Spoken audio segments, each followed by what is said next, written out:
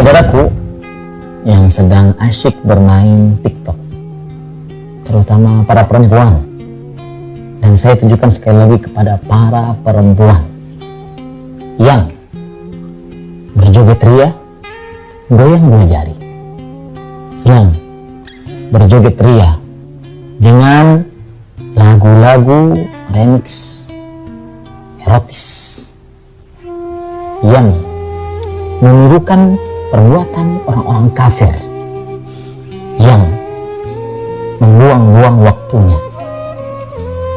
Saya tidak akan berbicara dari sisi yang baik, tapi saya akan membicarakan dari sisi Anda sebagai seorang wanita. Wajah Anda sangat mempesona. Hidung Anda, bibir Anda, mata Anda sangat membuat syahwat lelaki naik.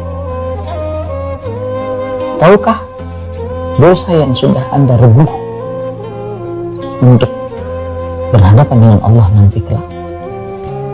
Dosa yang disebut dengan dosa tabarruj. Dosa memperlihatkan kecantikan, kemolekan di hadapan laki-laki yang bukan mahramnya. Tahukah Anda bahwasanya itu maksiat kepada Allah Jalla fi'ala dan kepada Rasulullah Sallallahu Alaihi Wasallam? Dan yang bermaksiat akan termasuk dari orang-orang yang enggan masuk ke dalam surganya Allah Subhanahu wa taala. Rasulullah Sallallahu Alaihi Wasallam bersabda, "Kullu ummati yadkhuluna jannah illa man aba." Setiap umatku akan masuk ke dalam surga kecuali orang-orang yang enggan. Man ya'ba ya Rasulullah? Para sahabat bertanya, siapa yang enggan masuk surga wahai Rasulullah Sallallahu Alaihi Wasallam? Maka Nabi Muhammad Sallallahu Alaihi Wasallam bersabda, "Man ata'ani dakhala jannah, wa man asani faqad aba." Yang taat kepadaku niscaya dia masuk ke dalam surga, dan yang bermaksiat kepadaku itulah orang-orang yang enggan. Kemudian ada hadis Nabi SAW tentang ciri wanita terkutuk. Itu hadis Bukhari tentang wanita sayyidati ayat umat ini yang kasiat ariyat, diantaranya dikatakan bahasa kasiat ariyat, pakai baju tapi seperti telanjang, ma'ilat mumilat, kalau jalan lenggak-lenggok, rusuhunna ka'asnimatil bukhti, kepalanya seperti punuk onta, dibuat nonjol ke atas dengan sengaja. Mereka tidak akan bisa menyumbau surga. Bahkan dalam riwayat Nabi Muhammad, fal'anuhunna fa innahunna mal'unat, kutuklah orang-orang itu karena dia terkutuk. Baik, ini adalah salah satu riwayat dari Nabi SAW, peringatan kepada wanita agar mereka tetap menjaga kemuliaan mereka. Dan sungguh kewajiban seorang wanita bukan hanya menutup aurat saja. Ini bab menutup aurat. Akan tapi menutup aurat pun harus, tujuannya menutup aurat adalah, di samping ini adalah perintah Allah, adalah agar tidak menggugah syahwat orang lain, kaum pria. Sehingga ada pada zaman dahulu tuh kasiat ariyat, setiap bangsa itu modelnya beda-beda. Kasiat ariyat pakai baju tapi telanjang, ini bingung orang pakai baju telanjang. Dulu ada pakai maxi, ada rok panjang tapi dibelak sampai pinggang, ada itu. Ini zaman dulu tuh. Niru artis, niru bintang itu. Itu kan ada model-model tahun 60-an, 70-an, ini ingat tahun 7 kita belum lahir. Ini ada gambar-gambar yang ini, atau barang mungkin film-film lama yang ada, atau apa cerita ibu ini. Jadi panjang bajunya, bapaknya dibelak sampai paha kelihatan. Nah, ini kasiat pakai baju tapi ariyat kayak telanjang. Zaman itu.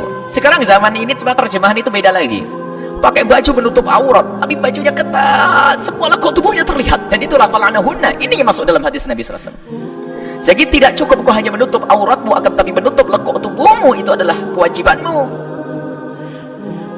Sudah begitu memang ciri dalam hadis Nabi, na'ilat mumilat.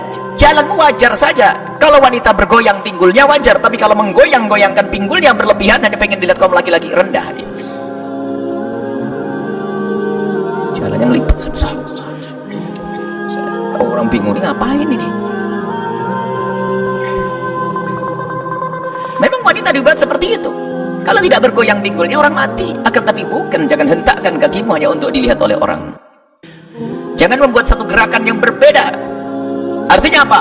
Berjalanmu di saat kau sendiri, di saat ada laki-laki itu kayak apa? Dan wanita mulia adalah wanita yang tidak senang jika diperhatikan kaum pria. Ini adalah sifat kemuliaan.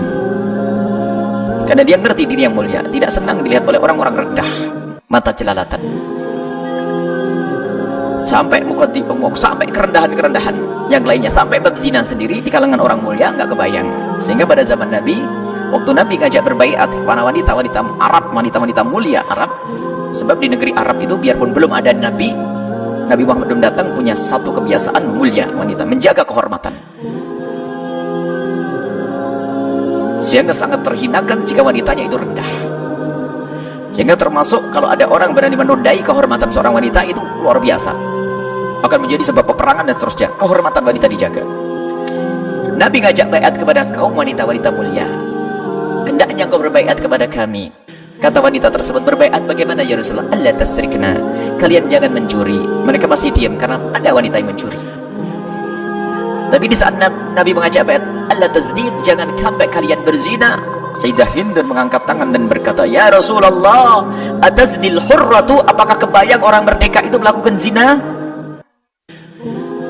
Kalangan orang mulia itu zina itu gak masuk dalam hitungan. Itu kan kerjaan rendah itu. Kerjaan rendah. Ataznil hurratu, akan berjalan seorang yang. Sehingga di kalangan wanita mulia itu tidak senang kalau kecantikannya diperhatikan di pinggir jalan. Itu hanya privasi suaminya.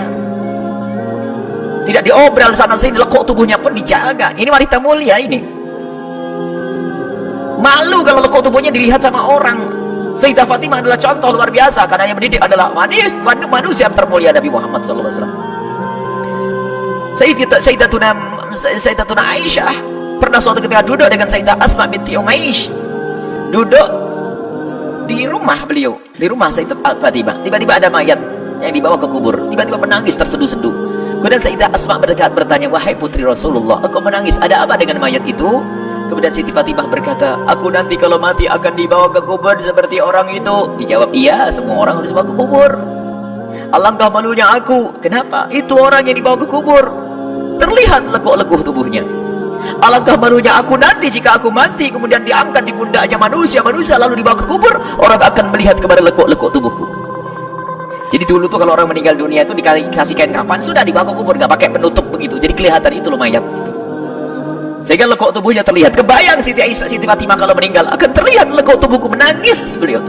Padahal yang dipikir adalah bukan di saat beliau hidup ada orang ngintip, bukan. Di saat sudah meninggal, rohnya sudah tidak ada. Kebayang lekuk tubuhnya dilihat orang, merasa malu. Lalu Sayyidah Asma memberikan kabar gembira, wahai putri Rasulullah, waktu aku ke Habasyah dulu, aku melihat di situ ada, kalau orang meninggal dunia dibuatkan penutup keranda lalu ditutup begitu. Subhanallah, seperti mendapatkan duit miliaran, seperti mendapatkan sesuatu yang sangat besar. Dengan wajah berseri-seri berkata, ya Asma, aku berwasiat, tolong kalau aku nanti mati, buatkan aku keranda mayat seperti itu agar tidak terlihat lekuk tubuhku. Dan yang kedua wasiatku adalah, tolong kubur di malam hari. Khawatir di saat dibawa ke keranda masih ada kaum pria yang ingin melihatnya. Itu wanita mulia. Dan sampai hari ini pun kita menemukan kelompok-kelompok wanita mulia waktu kita sekolah di Tarim. Wanita mulia, jadi kalau ada wanita berjalan kok ada laki-laki di belakangnya, dia pantang ada orang belakangnya, minggir, suruh laki-laki duluan. Makanya kami himbau, hei kaum pria, pantang berjalan di belakang perempuan. Jangan berjalan di belakang perempuan, ketahuilah. Kenapa? Perempuan itu semuanya indah, ada menggoda semuanya. Jadi sebagai wanita mulia, laki-laki perempuan mulia, tidak pengen lekuk tubuhnya diperhatikan. Sekarang lihat rendah-rendah, pamer semuanya, mulai dari lekuk yang pinggulnya, waduh habis semuanya. Mau diobral di pinggir jalan, sampai akhirnya pezina menjadi banyak. Wanita mulia, lihat, semakin coba ukur dirimu wahai anak-anakku semua khususnya. Semakin kau tidak nyaman kau disaksikan kaum pria, semakin mulia. Semakin mulia di dalam dirimu, karena engkau semakin tahu kemuliaan. Permata, dan engkau bukan permata, engkau lebih dari permata.